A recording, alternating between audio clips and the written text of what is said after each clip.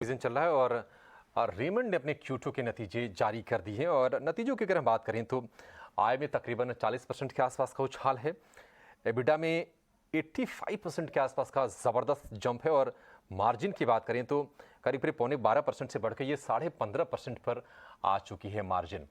नतीजों पर बातचीत करने के लिए और आगे की आउटलुक पर भी हमसे बातचीत करने के लिए हमारे साथ जुड़ गए हैं कंपनी के CFO अमित अग्रवाल।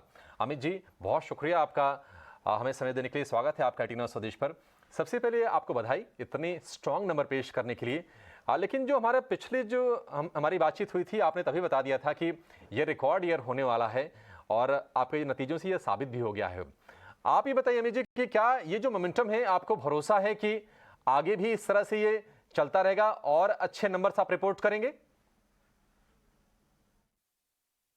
हमारा जो परफॉर्मेंस है वो बहुत ही फोकस्ड बेसिस पे चल रहा है। पिछले 4 क्वार्टर में हमने जो परफॉर्मेंस डिलीवर किया, अगर आप देखें तो 4 क्वार्टर का रेवेन्यू करीब-करीब 8,000 करोड़ है, 7,900 करोड़, और हमारा जो एबिटा आया है वो करीब-करीब 1,250 करोड़ का है। तो ये क्लियरली डेमोंस्ट्रेट करता है कि जो हमारी परफॉर्मेंस है वो हम अभी कोविड रिकवरी की तरफ नहीं है, बल्कि हम ग्रोथ की तरफ पहुंच गए हैं।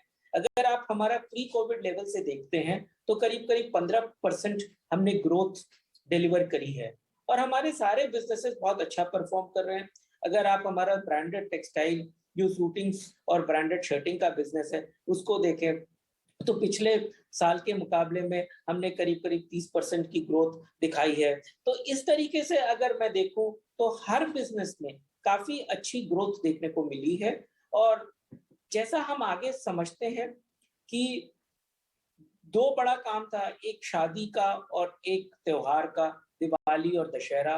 आपने देखा दिवाली और दशहरे में काफ़ी अच्छी खरीदारी देखने को मिली है। दूसरी बात, अगर हम शादियों की बात करें तो बिटवीन अक्टूबर-दिसंबर और फोर्थ क्वार्टर की बात करें अमित जी, जनवरी-मार्च में, तो करीब-करीब सर 60 आपने दिन। दिवाली दशहरा की बात की तो थोड़ा-सा मैं चाहता हूँ उससे बातचीत कर ली जाए, फिर आगे के सवाल आगे हम लेंगे।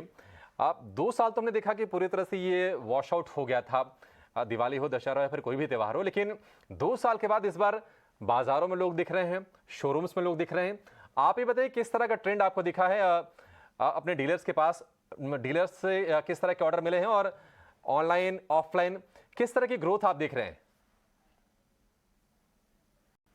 जी, बिल्कुल। अगर हम बात करें तो क्या होता है कि फुटफॉल तो डिपेंड करता है कि उस मार्केट में लोग कितना आए और कितना ज़्यादा ले पा रहे हैं। बट एवरेज टिकट वैल्यू जो है, वो हमने बहुत अच्छी ग्रोथ देखी है। करीब-करीब 26-27% की, 30% की हमने ग्रोथ देखी है एवरेज टिकट वैल्यू में। और जहाँ तक पहले ये 2 साल में जब कोविड था, तो बहुत ज़्यादा लोग शिफ्ट हो गए थे ऑनलाइन चैनल की तरफ। बट हम लोगों का एक बहुत बड़ा मानना है रेमंड का, आज इतने साल की कंपनी है, 97 इयर्स की, कि ये जो रिटेल है वो एक एक्सपीरियंस है। जब एक कस्टमर आता है अपनी फैमिली के साथ, कोई बड़ी परचेज करता है, तो वो कपड़ा अपने ऊपर ड्रेप करता है या शर्ट पहनता है या ट्राउजर पहनता है, शेरवानी पहनता है। उसके बाद उसकी फैमिली अप्रूव करती है और तब वो बड़ी परचेज करते हैं। तो वो जो एक शॉपिंग एक एक्सपीरियंस है, हम तो कहते हैं कि वो ये चेंज हुआ है, बिल्कुल। एक्सपीरियंस आपको ऑनलाइन में बहुत मुश्किल है मिलना, क्योंकि आप साथ में सेलिब्रेट करके नहीं शॉपिंग कर सकते हैं। और जब वेडिंग के लिए या फेस्टिवल के लिए शॉपिंग होती है, तो it is more like a celebration. So therefore ये जो ब्रिक एंड मॉर्टर का सेल है, वापस जी, से बहुत अच्छा ग्रोथ देखने को मिल रही है। ठीक है। अमित जी, एक आखिरी सवाल आपसे लेना चाहेंगे। वो ये है कि देखिए आपने FY 25 तक का टारगेट रखा था, वित्त वर्ष 2025 तक कर्ज मुक्त हो जाने का।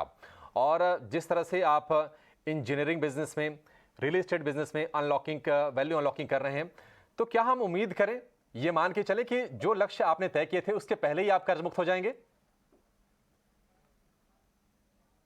जी देखिए, जहाँ तक डीलेवरेजिंग का सवाल है, आपने देखा कि पिछले 2.5 साल में सो टू स्पीक ऑलमोस्ट 800 करोड़ का हमने डेट रिडक्शन किया है। तो कंपनी का बहुत क्लियर फोकस है कि जो भी कैश फ्लो जनरेशन है, उसको सिर्फ डेट रिडक्शन में लगाना है। और अगर आप देखते हैं तो वर्किंग कैपिटल, जो कि एक बड़ा ब्लॉकेज होता है इन टेक्सटाइल रिटेल बिजनेस, कि आपकी इन्वेंट्री है, रिसीवेबल है डीलर के तरफ, वो हमने काफ़ी फ़ोकस करके काफ़ी कम किया है, जो करीब-करीब 97-98 डेज़ पे पहुँचती थी इन द पास्ट, आज हम 63 डेज़ पे चल रहे हैं। तो एक बहुत बड़ा चेंज आया है वर्किंग कैपिटल रिलीज़ से। और ये जो 63 डेज़ है, ये भी आगे हम देखते हैं कि कम होगी बिकॉज़ ऑफ सिंपल रीज़न कि फर्स्ट हाफ ये जो हमारा बिज़नेस है, इसमें हम वर्किंग कैपिटल बिल्ड करते हैं, डीलर को इनवॉइस करते हैं to meet the demand for the festivals and the weddings, और उसके बाद वो जब बेच लेते हैं कपड़े तो हमको पैसा वापस देते हैं। तो उस तरीके से वर्किंग कैपिटल हमारी कम होती जाती है और इन्वेंटरी भी कम होती है। ठीक है। तो क्लियर अमित जी, थोड़े से वक्त की कमी है सर, आपसे माफ़ी चाहेंगे। यहीं पर इस कॉन्वर्सेशन को ख़त्म करेंगे और आपको बहुत शुभकामनाएं आगे के लिए, और आगे बातचीत भी हम करेंगे जब कोई बड़े डेवलपमेंट्स आपकी कंपनी की तरफ से होते हैं तो। लेकिन इस वीक